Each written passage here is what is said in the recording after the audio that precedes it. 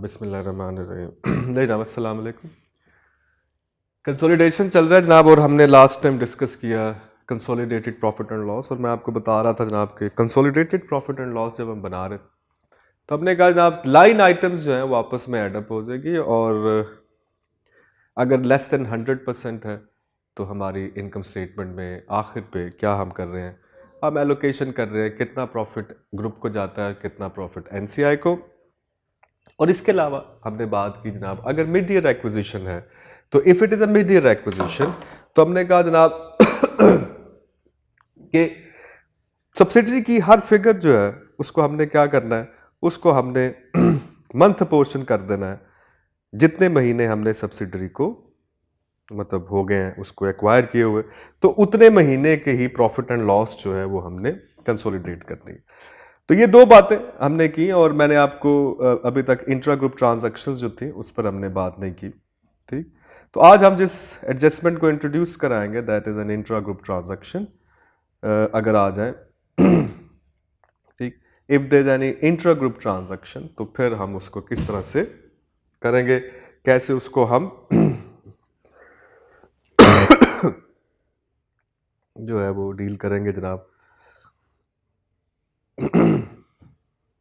ले जनाब, छोटे सा एक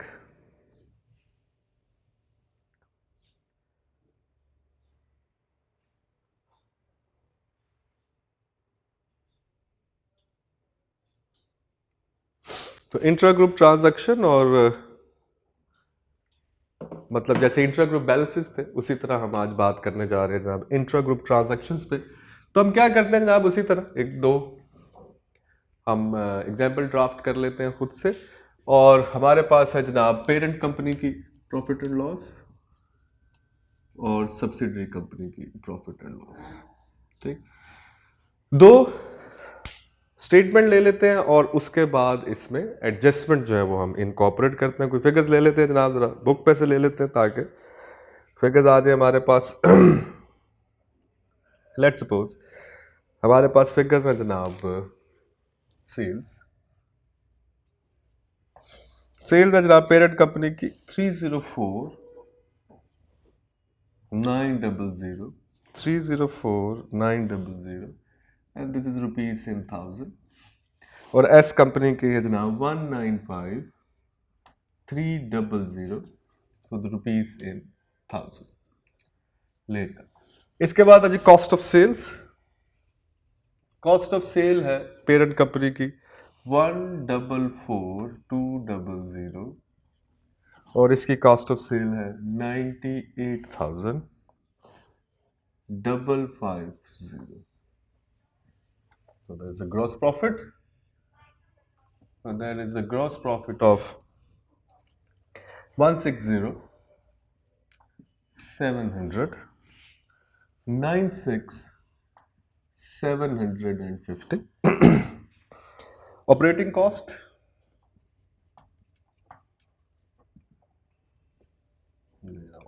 कॉस्ट है हमारे पास 76,450 और 52,100। ऑपरेटिंग प्रॉफिट आ गया।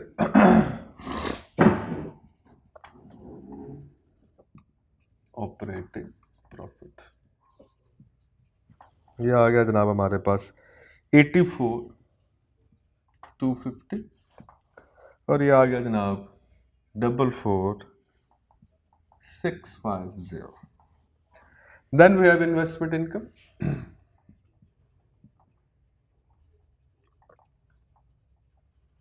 इन्वेस्टमेंट इनकम ये कितना आ गया जनाब 10,500, और ये आ गया 2,600।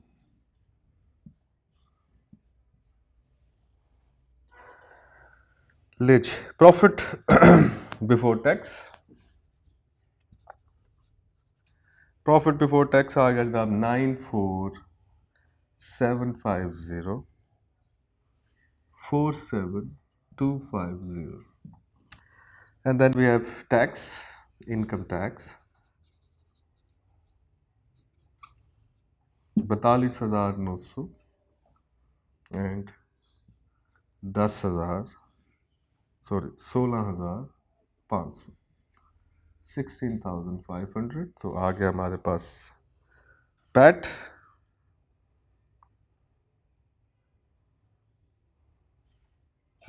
Profit after tax,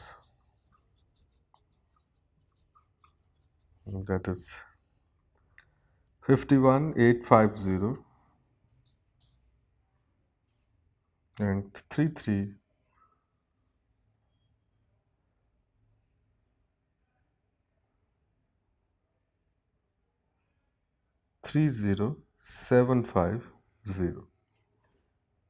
30,750।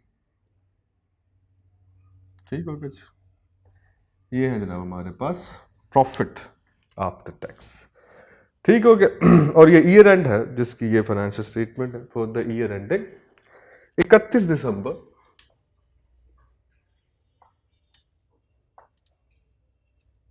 2015। 31 दिसंबर 2015। ले जनाब,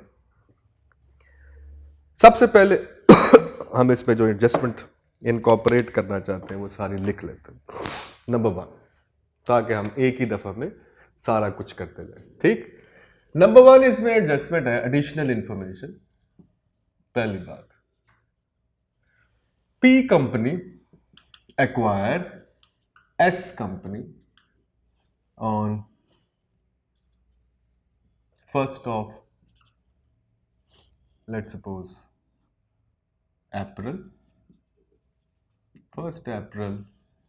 2015 और कितने परसेंट एक्वायर किया? Let's suppose 75%। P acquire 75% of S company on 1st April 2015। अब देखें, दोनों एडजस्टमेंट मैंने यहां पे इकट्ठी इनकॉर्पोरेट कर दी। एनसीआई भी आ गया और मिड ईयर एक्विजिशन भी आ गया। डन। अच्छा, अब हम जनाब जो सबसे पहली एडजस्टमेंट की हमने लास्ट टाइम डिस्कस कर ली थी दोनों बातें, तो अभी हम इसको भी इनकॉर्पोरेट करेंगे। और आज जो हम एडजस्टमेंट पढ़ना चाह रहे हैं वो है intra group transaction. Intra group transaction, intra group transaction. पहले इसको समझ लें, फिर मैं आपको इसकी एडजस्टमेंट कैसे करनी है वो करते हैं। ये बिल्कुल ऐसी है जैसे हमने एसओएफपी में हमने बात की इंट्रा ग्रुप बैलेंसेस, और हमने क्या इसके ऊपर रखा, आईएफआरएस ने हमें बताया 10 ने कि जनाब ये इंट्रा ग्रुप बैलेंसेस जो है इनको आपने एलिमिनेट कर देना है व्हाइल प्रिपेयरिंग द कंसोलिडेटेड एसओएफपी। कि जब आप कंसोलिडेटेड एसओएफपी बना रहे हैं तो आपने इंट्रा ग्रुप बैलेंसेस जो है इनको कंसोलिडेटेड एसओएफपी में नहीं लिखना, इसको एलिमिनेट कर देना है। ठीक, the same rule is for intra group transactions. कि इंट्रा ग्रुप ट्रांजैक्शन से मतलब यह है कि ये दोनों कंपनी अगर आपस में कोई ट्रांजैक्शंस करती हैं तो वो विद इन द ग्रुप है। ठीक, it is not for the outside the group.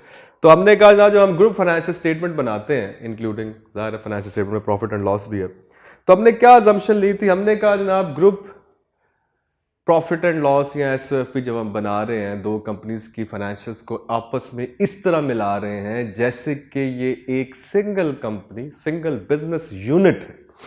तो मैंने कहा जी ग्रुप सेल्स कितनी है, तो हमने कहा this plus this, done. Parent company की सेल प्लस सब्सिडरी की सेल। अब अगर मैं आपसे ये कह दूं कि यार पेरेंट ने सब्सिडरी को सेल की या सब्सिडरी ने पेरेंट को सेल की, ठीक, तो हम कहते हैं जनाब कि अगर पेरेंट ने सब्सिडरी को सेल की तो पेरेंट की सेल में है वो फिगर और सब्सिडरी की परचेज में, यानी कि कॉस्ट ऑफ सेल में, अगर पेरेंट सब्सिडरी को बेच, ठीक। और अगर सब्सिडरी पेरेंट को बेच रही है तो सेम इज है, सब्सिडरी की सेल में है और पेरेंट की कॉस्ट ऑफ सेल में है फिगर। इंडिविजुअल कंपनीज के लिए तो सेल है, तो एक की सेल है एक की परचेज है। तो जब मैं यहां पे ग्रुप सेल्स निकालूंगा, जब हमें पता है कि ग्रुप सेल्स अगर मैं कैलकुलेट करूं इन दोनों कंपनीज की तो वो क्या बनेगी, तो मैं ग्रुप सेल्स बनेगी पेरेंट कंपनी की सेल दैट इज 304,900 प्लस 195,300। ठीक, अब अगर ये मिड ईयर एक्विजिशन है तो मैं इसको मल्टीप्लाई कर दूंगा, अप्रैल से लेकर दिसंबर तक हमने कंसोलिडेट करना है, तो 9/12, तो ये मिड ईयर एक्विजिशन का मंथ फ्रैक्शन आ गया। अब ये ग्रुप सेल निकल आए, हमें पता है जी पेरेंट की सेल में सब्सिडरी की सेल ऐड कर दें तो ग्रुप सेल।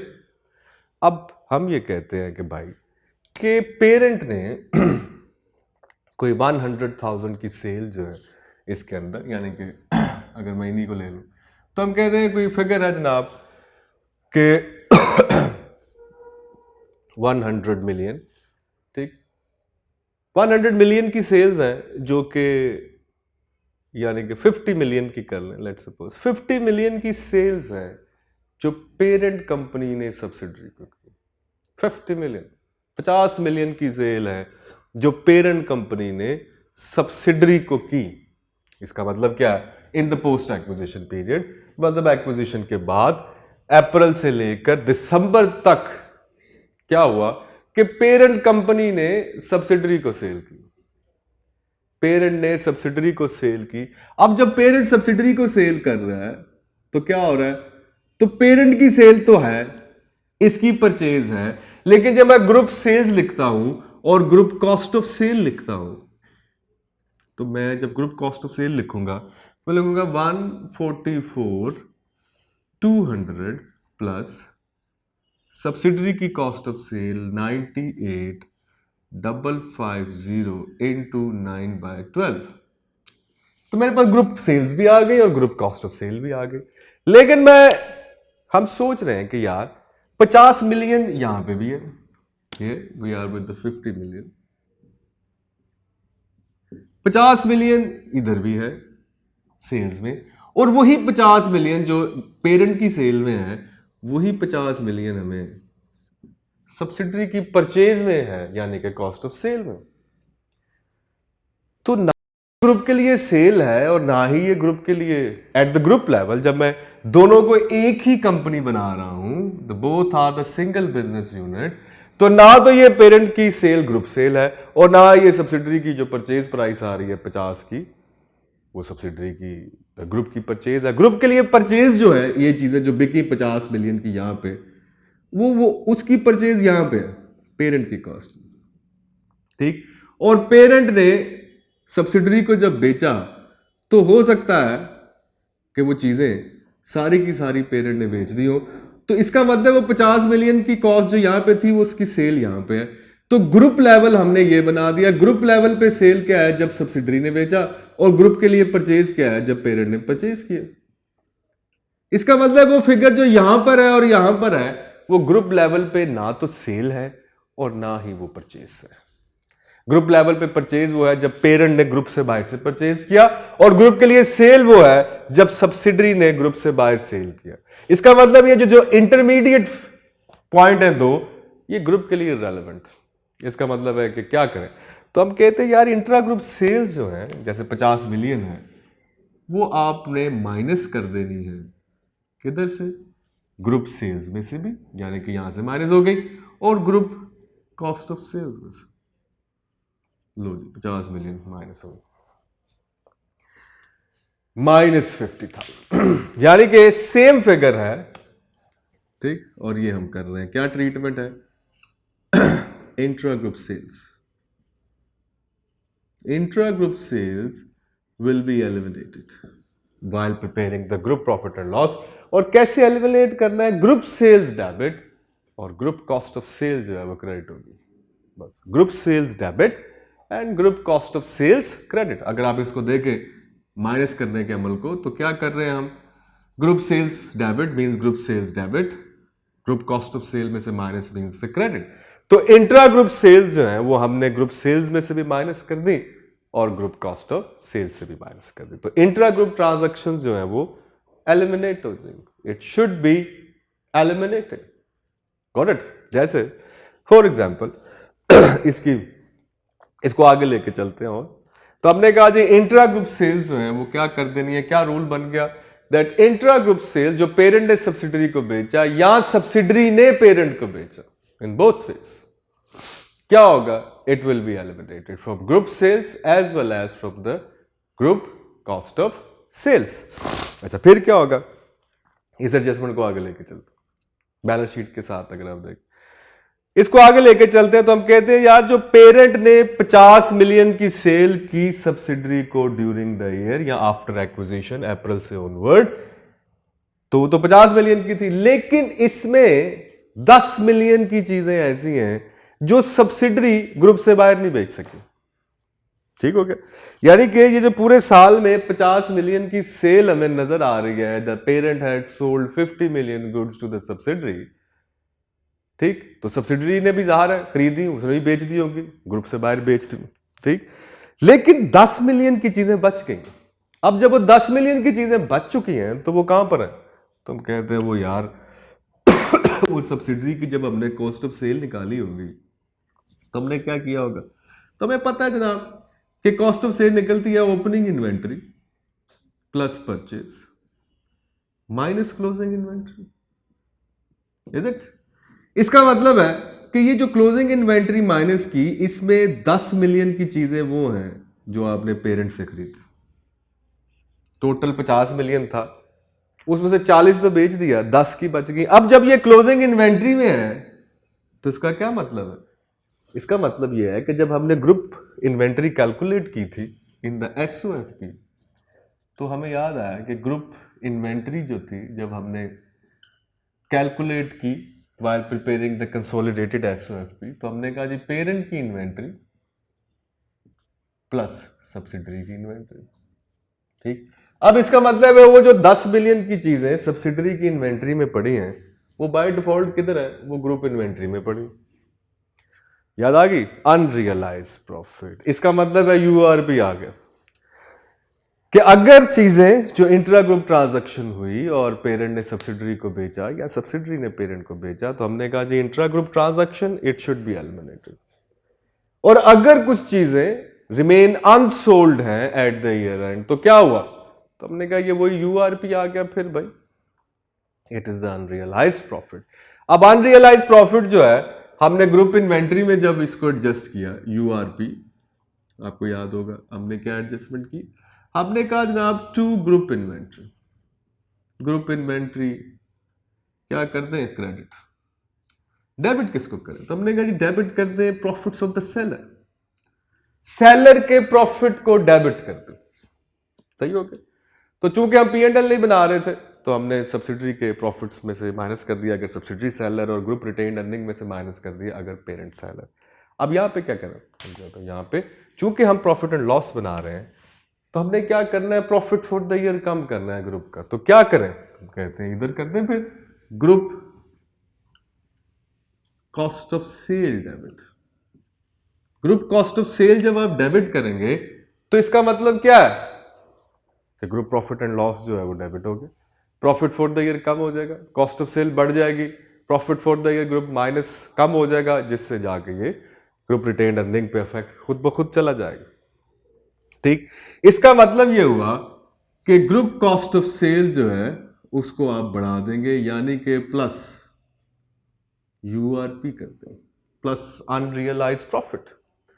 यानी कि अगर इन्वेंट्री जो है it remain unsold eight the year and, ठीक, दो इफेक्ट हो गए इस ट्रांजैक्शन के। एक तो हो गई इंट्रा ग्रुप ट्रांजैक्शन कि ड्यूरिंग द ईयर पेरेंट ने सब्सिडरी को बेचा या सब्सिडरी ने पेरेंट को बेची, तो हमने क्या कर दिया, हमने उसको इंट्रा ग्रुप ट्रांजैक्शन बनाया और ग्रुप सेल्स में से भी माइनस कर दिया और ग्रुप कॉस्ट ऑफ सेल्स में से भी माइनस कर दिया, क्योंकि ग्रुप लेवल पे ना ये सेल है ना ही ये ग्रुप लेवल पे कॉस्ट ऑफ सेल। ठीक, तो एक दफा सेल्स में से माइनस, एक दफा कॉस्ट ऑफ सेल, और एक सेम फिगर है सेल प्राइस पे। अब इसमें से अगर कुछ चीजें ना बिकी तो इसका मतलब है यूआरपी आ गया। यूआरपी वैसे ही कैलकुलेट करें जैसे मार्कअप या मार्जिन है, आप कैलकुलेट करेंगे। लेट सपोज हम कहें जी ये जो सेल हुई थी ये प्राइस जो थी वो मार्कअप थी 25% से, तो मैं क्या करूंगा, यूआरपी निकालूंगा 10 million 10,000 divided by 125 into 25, so that is the URP. तो यूआरपी निकाल लें आप 10,000 डिवाइडेड बाय 125 इंटू 25। अगर 25% जो है वो अनरियलाइज प्रॉफिट है तो हम निकाल लेते हैं जनाब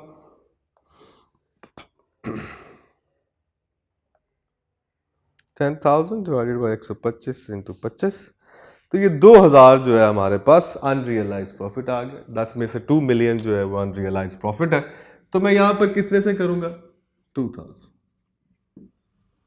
प्लस 2,000 यूआरपी। क्या एंट्री की मैंने? Group cost of sale debit कर दी है और ग्रुप इन्वेंट्री हमने क्रेडिट कर दी। वो बैलेंस शीट के अंदर अगर हम बना रहे होंगे तो वहां पे माइनस हो जाएगा और group cost of sale debit होगी। That is intra group transaction. दो इफेक्ट होंगे जी इसके, एक ग्रुप सेल्स कम होगी, ग्रुप कॉस्ट ऑफ सेल कम होगी, and if there is unrealise profit it will increase your cost of cell.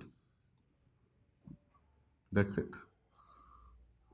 ठीक हो गया। ग्रुप प्रॉफिट कम करना है, ठीक, तो उसका कोई ना कोई एक्सपेंस जो है उसको बढ़ा दें, सीधी सी बात है, या कॉस्ट ऑफ सेल बढ़ा दें। ठीक।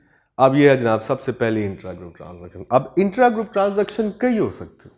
फॉर एग्जांपल इसी क्वेश्चन में अगर मैं एक और बना दूं कि जनाब ये investment income,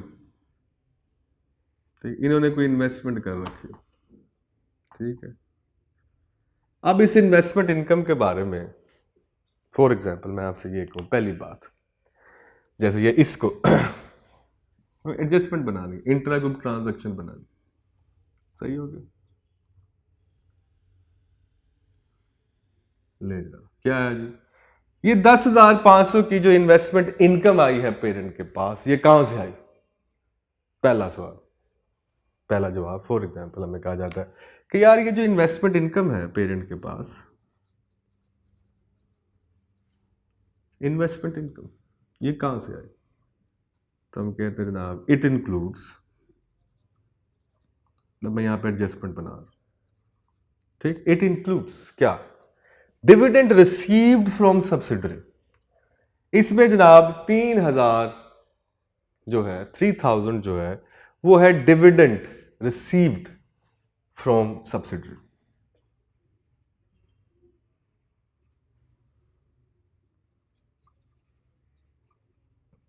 from subsidiary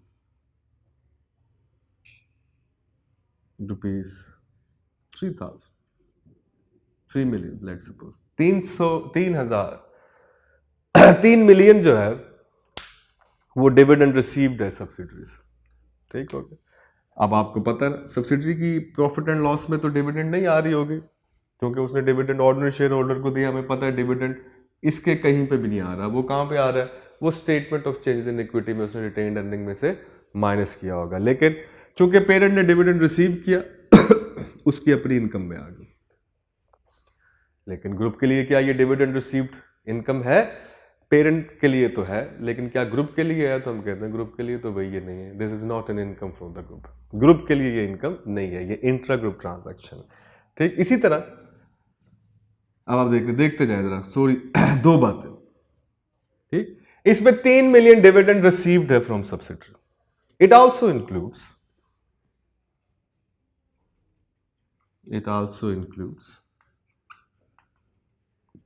interest received. It also include interest received from subsidiary,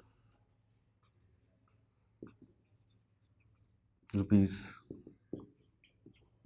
500,000, 5 lakh रुपए का इंटरेस्ट हुई, ठीक हो गया। अब इसमें और इसमें फर्क, डिविडेंड रिसीव्ड जो पेरेंट के बुक्स में आ रहा है वो सब्सिडरी की प्रॉफिट एंड लॉस में कहीं नहीं आ रहा। लेकिन इन्वेस्टमेंट इनकम जो है हमारे पास, ठीक, 10,500, ठीक, उसमें हम कहते हैं जनाब इसमें इनकम आ रहा है, लेकिन वो जो इंटरेस्ट एक्सपेंस है वो यहां पर कहीं पे होगा जनाब सब्सिडरी के। तो इस प्रॉफिट जो ऑपरेटिंग कॉस्ट है इसके अंदर इंटरेस्ट एक्सपेंस भी शामिल होगा। इसका मतलब है वो 5 लाख रुपए का इंटरेस्ट एक कंपनी की बुक्स में एक्सपेंस आ रहा है और एक कंपनी के प्रॉफिट एंड लॉस में इनकम आ रहा है, सही हो गया। तो अब हम कहेंगे जनाब लेट्स सपोज अब मैं यहाँ पे इसी एडजस्टमेंट पे कैलकुलेट करूँ ऑपरेटिंग कॉस्ट कितनी आएगी और इन्वेस्टमेंट इनकम कितनी आएगी। ठीक, बड़ी सादा सी एडजस्टमेंट, बड़े ध्यान से, कोई वाली बात नहीं है, इट्स सिंपली द कॉन्सेप्ट, छोटा सा कॉन्सेप्ट कि हम सारी चीजों को आपस में मिला। तो यहां पर आ गया ग्रॉस प्रॉफिट,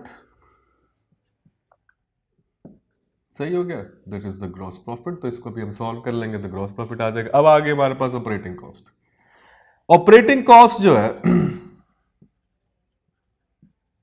ऑपरेटिंग कॉस्ट कितनी आ गई, पेरेंट की है 76450 प्लस सब्सिडरी की है 52,100 इंटू मंथ फ्रैक्शन 9/12। अब इस एक्सपेंस के अंदर 5 लाख का एक एक्सपेंस है, वो इंटरेस्ट है जो पेरेंट ने सब्सिडरी ने पेरेंट को पे किया। इसका मतलब है कि ये जो एक्सपेंस सब्सिडरी की प्रॉफिट एंड लॉस में आ रहा है ये ग्रुप का तो एक्सपेंस ही नहीं है, तो हम क्या करते हैं -500। अब देखिए ये भी इंट्रा ग्रुप है, कैसे कि एक कंपनी की P&L में एक्सपेंस है तो दूसरी में इनकम है, तो ग्रुप लेवल पे तो ना ही एक्सपेंस है और ना ही ये इनकम है, ये ऑपरेटिंग कॉस्ट हो गई। अगर आप इन्वेस्टमेंट इनकम पे आए तो इन्वेस्टमेंट इनकम जो है हमारे पास पेरेंट की कितनी आ गई 10,500 प्लस सब्सिडरी की कितनी है 2600। तो हम क्या करेंगे 2600 इंटू 9/12। अब इसमें से माइनस कर दें क्या, यही 500 पहले तो, फिर इसमें डिविडेंड रिसीव्ड फ्रॉम सब्सिडरी है 3 मिलियन का, वो भी माइनस करना क्योंकि ये भी इंटरा ग्रुप है। अब ये ऊपर सब्सिडरी के किसी आइटम में नहीं है, क्योंकि हमें पता है कि डिविडेंड जो होता है वो प्रॉफिट एंड लॉस में नहीं आता, it is in statement of change in equity और वो माइनस हो रहा था रिटेन अर्निंग्स में। तो चूंकि वो यहाँ पे नहीं है इसलिए उसका दूसरा फैक्टर में यहाँ पे नजर नहीं आ रहा, लेकिन statement of change in equity में वहां पे ऑफसेट हो जाएगा। ठीक, तो यहां पर ही अगर आप गौर करें तो हमने जनाब इन्वेस्टमेंट इनकम जो है, अब आप देखेंगे दोनों इन सब को अगर आप देखेंगे इंट्रा ग्रुप ट्रांजैक्शन है, और रूल हम क्या बना रहे हैं that intra group transaction should be eliminate. किसी भी किस्म का कोई भी इंट्रा ग्रुप ट्रांजैक्शन होगी हमने उसको एलिमिनेट करना है, क्योंकि ग्रुप लेवल पे ना वो इनकम है ना ही वो एक्सपेंस, और हमें पता है प्रॉफिट एंड लॉस में या इनकम है या एक्सपेंस। तो अगर दोनों कंपनीज आपस में बिजनेस करके कुछ काम कर रही हैं तो एक की बुक्स में वो सेल है तो दूसरी की बुक में वो इनकम है, तो इसका इफेक्ट ये होगा it is not going to be recognised as a group income और group expense at the group level. ठीक हो गया। अच्छा, अब इसमें और क्या एडजस्टमेंट आ सकती है, what can be the other adjustment. तो हम कहते हैं और इसमें एडजस्टमेंट आ सकती है। अब वो जो हम बैलेंस शीट बनाते हुए करते थे 1 by 1, सबसे पहले fair value adjustment at acquisition, याद है आपको क्या थी? तो हम कहते हैं जनाब ये थी जब हम सब्सिडरी को एक्वायर करते हैं तो उसके एसेट्स को फेयर वैल्यू पे ले जाते हैं। ठीक, तो जब उसके एसेट्स को हम फेयर वैल्यू पे लेके गए तो हमने जनाब एसेट्स प्लस कर दिए, ठीक, और उधर हमने एट एक्विजिशन जो नेट एसेट थे उसमें ऐड कर दिए। लेकिन उसके बाद एक और एडजस्टमेंट हमने की कि फेयर वैल्यू एडजस्टमेंट की वजह से दो बातें हुई, एक एडिशनल डेप्रिसिएशन आपको रिकॉग्नाइज करनी पड़ी। ठीक, कब? If it is fair value increase.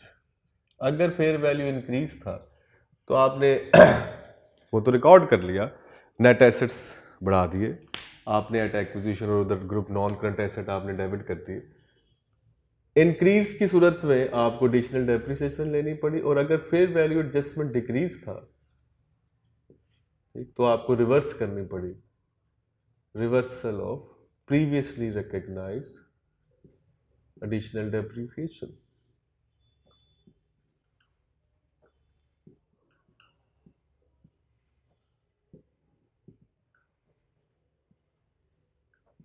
जो आपने पहले से डेप्रिसिएशन रिकॉर्ड की हुई थी वो हायर वैल्यू पे होगी, चूंकि फेयर वैल्यू डिक्रीज आ गया तो जो एक्स्ट्रा डेप्रिसिएशन पहले आपने ली हुई है उसको रिवर्स करनी। तो अगर आपको याद हो तो हमने बैलेंस शीट में एडजस्टमेंट की एडिशनल डेप्रिसिएशन, हमने कहा to group non current asset credit और सब्सिडरी की रिटेन्ड अर्निंग्स डेबिट, यानी कि एट रिपोर्टिंग डेट हमने उसको उसमें से माइनस कर दिया, जिसकी वजह से रिटेन्ड अर्निंग्स कम हो जाती हैं। याद है ना आपको? ठीक।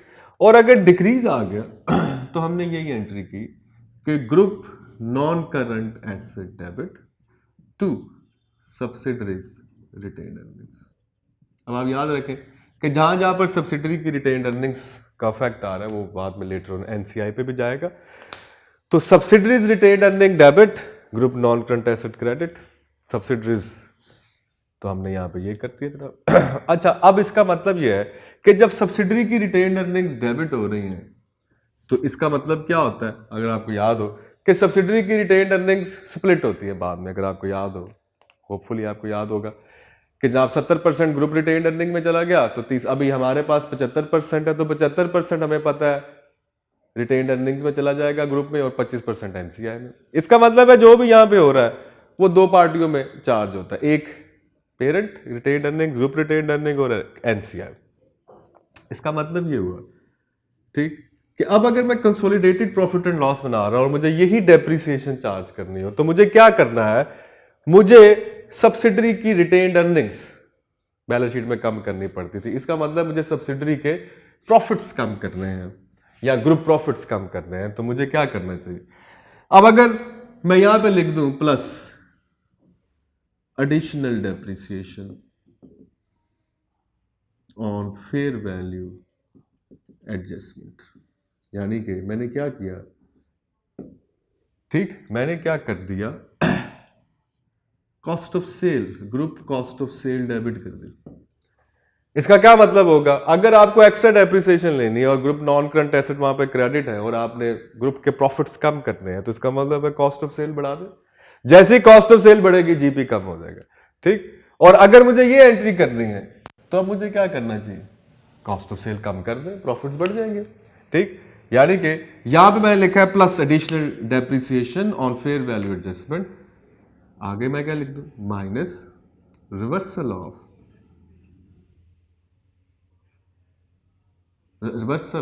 एक्स्ट्रा प्रीवियसली रिकग्नाइज्ड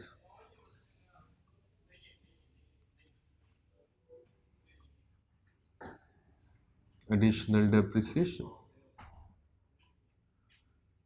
यानी कि दोनों ऑपोजिट होगा, plus additional fair value adjustment minus reversal. तो ये जैसे आप देखें, जैसे यूआरपी आपने खत्म करना था ग्रुप इन्वेंटरी क्रेडिट, तो हम वैसे तो रिटेन्ड अर्निंग्स डेबिट करते थे या पेरेंट की या एनसीआई की, तो यहां पे हमने group of cost of sale debit कर दी, प्रॉफिट कम। अब यहां पे भी ऐसे ही है, अगर आपने प्रॉफिट्स कम करने हैं, ग्रुप नॉन करंट एसेट्स को आपने क्रेडिट किया, तो आपको जब चूंकि आप पीएनएल बना रहे हैं तो straight away cost of sale में ले जाए या कॉस्ट ऑफ सेल को क्रेडिट कर दें अगर आपने प्रॉफिट बढ़ाना, ठीक हो गया। तो ये आ गया एक और adjustment, that is fair value adjustment. एक और एडजस्टमेंट है and that is impairment of goodwill. तो इसकी एडजस्टमेंट भी आपको याद है जनाब, क्या है? तो हमने कहा जहां बैलेंस शीट में हमने क्या किया, to goodwill credit, to goodwill credit. Debit किसको करना है? तो हमने कहा जी ग्रुप रिटेन्ड अर्निंग डेबिट होती थी और एनसीआई डेबिट होती थी, तो यहां पे किसको डेबिट करें? यानी कि फिर प्रॉफिट रिड्यूस करना है। तो हम क्या करें? Operating cost plus impairment of goodwill, यानी कि एक्सपेंस बढ़ा दें। एक्सपेंस बढ़ा देंगे तो प्रॉफिट कम हो जाएगा, ठीक। इसको हम कहते हैं जनाब इम्पेयर। बड़ी सादा सी एडजस्टमेंट है। गुडविल क्रेडिट है तो प्रॉफिट एंड लॉस डेबिट है, किसका? ठीक, तो हम कहते हैं ग्रुप का। तो ग्रुप का प्रॉफिट एंड लॉस डेबिट करना है तो कोई ना कोई एक्सपेंस बढ़ा दें। एक्सपेंस बढ़ाने का मतलब है प्रॉफिट एंड लॉस डेबिट हो गए। तो profit and loss, consolidated profit and loss बनाते हुए जो रूटीन एडजस्टमेंट्स आती हैं हमेशा से जो आएंगी, एक इंट्रा ग्रुप ट्रांजैक्शन, ठीक, क्या करना है आपने? माइनस यूआरपी है अगर तो ऐड कर दे। फेयर वैल्यू एडजस्टमेंट की एडिशनल डेप्रिसिएशन, अगर आप ले रहे हैं group non current asset credit है तो कॉस्ट ऑफ सेल डेबिट है, अगर रिवर्सल कर रहे हैं तो group non current asset debit है, तो यहाँ पे कॉस्ट ऑफ सेल क्रेडिट, यानी कि प्रॉफिट बढ़ा रहा है आपने तो कॉस्ट ऑफ सेल को कम कर दें, प्रॉफिट कम करना है तो कॉस्ट ऑफ सेल को बढ़ा दें। In the same way URP में हमने प्रॉफिट कम करना होता है तो कॉस्ट ऑफ सेल हमने बढ़ा दी। इसके बाद हमने इंट्रा ग्रुप ट्रांजैक्शन की कई तरह की एग्जांपल्स हो सकती हैं, जैसे मैंने एक इंटरेस्ट की ली, तो इंटरेस्ट एक्सपेंस, ठीक, सब्सिडरी के एक्सपेंस में से माइनस और पेरेंट के इनकम्स में से माइनस। इसी तरह डिविडेंड अगर रिसीव किया हुआ तो वो इन्वेस्टमेंट इनकम में है, तो वो ग्रुप लेवल पे इनकम नहीं है, तो उसको भी हमने कैंसिल आउट कर दिया। क्योंकि हम ये कह रहे हैं कि जो इंट्रा ग्रुप ट्रांजैक्शंस होती हैं they are going to be eliminate while preparing the consolidated profit and loss account. अब इसमें बाकी चीजें जो है वो सारी प्लस माइनस है, ठीक। अब आप अगर देखें मैं यहां पर निकालना चाहूं, आपको पता है कि आखिर पे हमने क्या करना होता है, जो ग्रुप प्रॉफिट आता है उसको हम स्प्लिट करते हैं बिटवीन कितना पेरेंट के साथ रिलेट करता है और कितना सब्सिडरी के साथ और एनसीआई के साथ रिलेट करता है। तो अगर ये सारी एडजस्टमेंट हो, ठीक, और आपने profit attributable to NCI calculate करना हो, profit for the year attributable to NCI, profit for the attributable to NCI, क्योंकि हमें पता है कि once we calculate the profit attributable to NCI, तो ग्रुप प्रॉफिट में से profit attributable to NCI minus कर दें तो बाकी जो बचता है that is balancing figure and that is attributable to the group. तो ये कैसे कैलकुलेट करते हैं? बिल्कुल वही अप्रोच जो हम पहले कर रहे थे। क्या करेंगे आप? Profit after tax of subsidiary, ये आपने फिगर ले लेनी है जनाब, profit after tax of subsidiary. जो भी फिगर है, जैसे हम यहां पर अगर देखें तो हमारे पास प्रॉफिट आफ्टर टैक्स फिगर है 30,750। Just take this figure 30,750 into जितने महीने मिड ईयर एक्विजिशन है तो 9 मंथ्स का ले लो, 30,000 इनटू 9/12 कर लो, तो ये मिड ईयर एक्विजिशन, इसलिए इसको हमने 9/12 कर लो, ठीक। तो 30,750 इंटू 9/12, तो ये हमारे पास आ गया 23,062.5, 23,062 23,062.5, जी 9 माह का प्रॉफिट आ गया।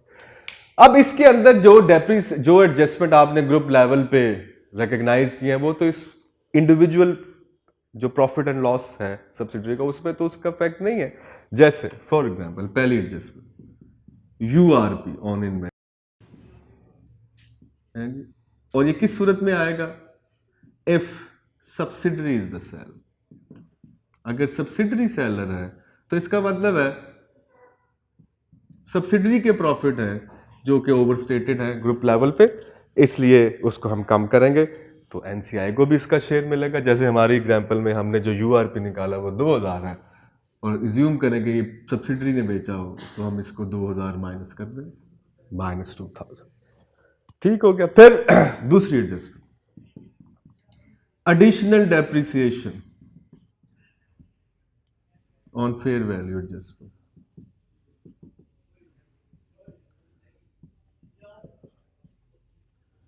ठीक हो गया। अब अगर आपको एक्स्ट्रा डेप्रिसिएशन लेनी पड़ी तो वो माइनस हो जाएगी। अगर रिवर्सल है तो फिर हम कहते हैं फिर ये प्लस हो जाए, रिवर्सल ऑफ डेप्रिसिएशन, तो इसको हम रिवर्स कर देंगे, प्लस कर देंगे, ठीक। फिर इम्पेयरमेंट ऑफ गुडविल, अगर आपने एनसीआई फेयर वैल्यू पे रिकॉर्ड कर रखी है तो आपको पता है कि impairment of the goodwill will be charge to the NCI, so impairment of goodwill, impairment of goodwill कब आएगी? If NCI measured at fair value, ठीक हो गया जनाब। इसको आप बड़े आराम से कर सकते हैं जनाब। क्या करना, 2000 ये माइनस किया, ये माइनस किया, ये प्लस कर दिया, इसको आप परसेंटेजेस भी ले सकते हैं। जैसे यहां पर हम टोटल कर लें, जस्ट टेक इट, तो फॉर एग्जांपल हम कहते हैं जनाब एक्स्ट्रा डेप्रिसिएशन का रिवर्सल है वो आई फिगर 1000 की, ठीक, और रिवर्सल जो है वो 500 की आई, ठीक हो गया। अब आपके पास जो फिगर आएगी उसका आप 25% ले लें तो आपके पास आ जाएगा प्लस माइनस 2000 माइनस 1000 प्लस 500, तो ये आ गया जनाब 20,562, 20,562.5। अब एनसीआई को कितना एट्रीब्यूटेबल, हमारे एग्जांपल में, हमारे क्वेश्चन 75% हम ले रहे हैं पेरेंट का, तो 25% आ गया इनटू 0.25, ये आ गया जनाब 5,140 के प्रॉफिट जो है वो एनसीआई को जाते हैं। ठीक, अब इंपेयरमेंट कितना रिलेट करता है, तो जितना भी इंपेयरमेंट हो, लेट सपोज हम कहते हैं जनाब 2000 की इंपेयरमेंट थी, उसका 25% जो है वो एनसीआई का, सो माइनस 500। ठीक, यहां पर आप इसको 25% ले लें, impairment of goodwill, let suppose 2000 थी टोटल, 25% इनका आ गया, ये टोटल का मैंने 25% ले लिया। ठीक हो गया, यहां से और यहां से इंपेयरमेंट लॉस माइनस करें, तो इसमें से अगर हम इंपेयरमेंट लॉस माइनस कर दें 5140 प्लस 0.625 माइनस 500, तो ये आता जी 4640। अब ये प्रॉफिट एंड लॉस में जब आप एट्रीब्यूटेबल पे जाएंगे, प्रॉफिट एट्रीब्यूटेबल टू एनसीआई, तो वो आ जाएगा 4650। ठीक हो गया जनाब, ये अभी आपको मैंने सारी चीजें बताई। कल हम पूरा सवाल करेंगे जिसमें हम कंसोलिडेटेड इनकम स्टेटमेंट बनाएंगे। अभी आपने ये याद रखना है कि जनाब there is an intra group transactions and then their related URP, किसी भी किस्म की intra group transaction eliminate, fair value adjustment, impairment of goodwill. ठीक हो गया, और भी जो एडजस्टमेंट, मेन एडजस्टमेंट जो है जिनका मरकजी ख्याल यही है सबका, बाकी सारी इससे मिलती जुलती है। ठीक, तो वो हम करते जाएंगे जैसे जैसे हमारे पास सवाल आता जाएगा, तो उसमें मैं बताता जाऊंगा आपको, लेकिन ये मेन एडजस्टमेंट ये है। ठीक हो गया जनाब, कल इंशाल्लाह हम पास पेपर का सवाल करेंगे जिसमें हम कंसोलिडेटेड प्रॉफिट एंड लॉस बनाएंगे। तब तक के लिए इजाजत दें जनाब, थैंक यू, बहुत शुक्रिया, अल्लाह हाफ़िज़।